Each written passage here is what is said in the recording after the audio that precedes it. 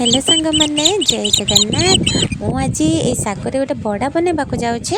यहाँ कौ शाग आप कमेंट कहे बड़ा बनइले मुझे शाग काटिक भल भाव धोई नहीं से गोटे गोटे कर पिज पकईदेली चुन चुन कर काटी रखी। बर्तमान देखते से मुझे जीरा पकईदे जेकोसी बड़ा कले भी से पिज और जीरा पकईले तो तार स्वाद बहुत ही भल आसी थाए। एबे मो बड़ा कर लगे बेसन नहीं जाइए देखो बेसन पकईदेली। बर्तमान से हलदी गुंड देपर टे लुण पकईदेली। आपड़ जितक लंका खाइबे से मापर आपड़ टे लंका गुंड पकई पारे मुझे से अनुसार अल्प टे लंका गुंड दे। बर्तमान से पानी देकी भल भाव देखते गोले नहीं।